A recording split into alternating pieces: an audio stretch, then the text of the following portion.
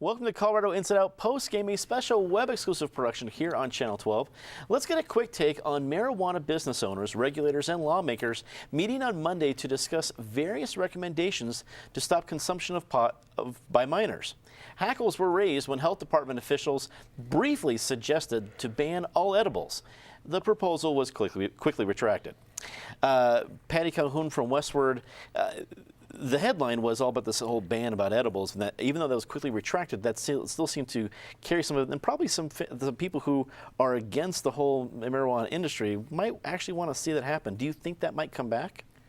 Well, I think we'll see some more proposed regulations on edibles because we've seen some of those already. But this was so, it was so draconian considering the fact that there are a lot of people who like edibles, especially a lot of the people who are using them medically like them, and that this was going to ban everything except tinctures and lozenges, as though, I don't know, you've never had a lemon head with pot in it? Anyway.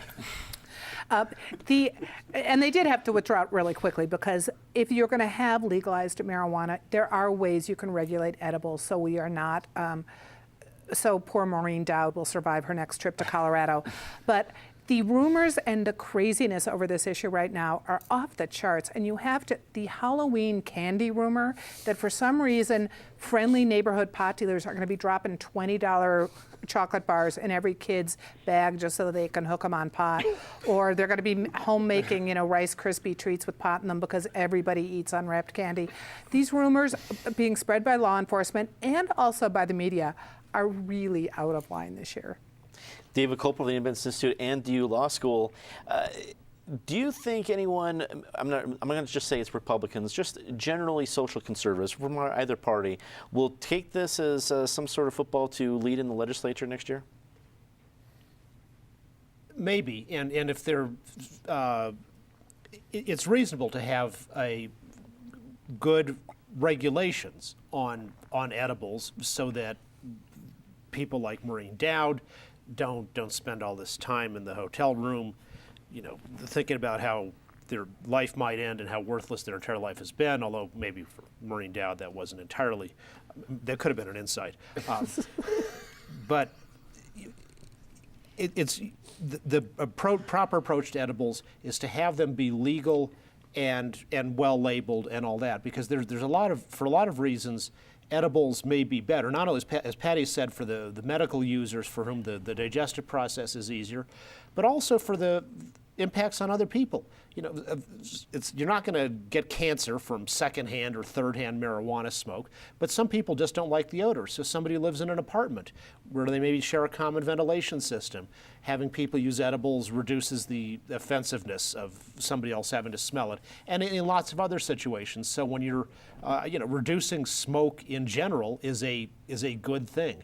So we want to have well-regulated and available edibles would be the proper outcome.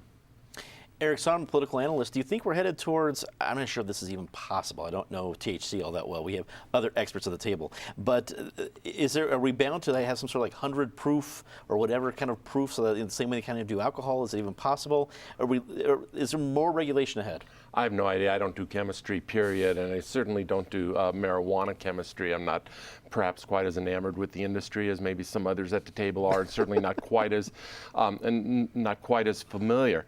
I think the whole thing just goes to show that we're still somewhat in the wild, wild west phase of the whole integration of this industry into Colorado. It's not the wild, wild west that we talked about maybe 3 or 4 years ago after the court decision and medical marijuana very suddenly came on the scene, but we're still trying to sort out all of these wrinkles and all of these regulations.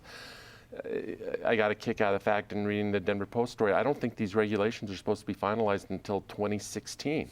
We're sitting here in October of 2014. There's a whole intervening year here. I guess government marches on and sometimes marches very, very slowly. There are all kinds of players at the table, the Public Health Department, some Citizens Advisory Committee, obviously the industry, the State Revenue Department, which is the ultimate regulatory authority, et cetera. And somebody's going to have to congeal it and bring some cohesion to the mix. I love the front page picture in the Post that accompanied the story. I think there was a little fun going on in the Post newsroom because they picked the two most stereotypic stoners you could ever find, and in their tie-dye and all the rest, and made them the front page picture on the Post. Gotta believe the industry loved that. Mike Litwin from ColoradoIndependent.com. Is a compromise possible? Is it on the horizon, or are folks just too far apart at this point? The law has been passed, and there are a lot of people who are still strongly against the law and will try to do everything they can to slow it down, to have more regulation on it, to try to keep marijuana away from the people who voted to make it legal. So, and now Halloween's coming up, and we've got this, great when my daughter was small, there was a big thing about putting razor blades in apples. Like, who eats an apple on Halloween? It's lozenges. I mean, that's so you don't cough while you're. I don't get the whole thing, but it's. I do know one thing though, and this is an untold story about Maureen Dowd. That when she had eaten that edible, that her hackles were raised. It was awful to see. It's a common symptom I've heard from the industry. That is something I do know about that the hackles will get raised. That is all the time we have for Colorado Inside Postgame this week. Leave us a comment. Tell us what you think. For everyone here at CPT12.org, I'm Dominic Dezzutti. Thanks for watching.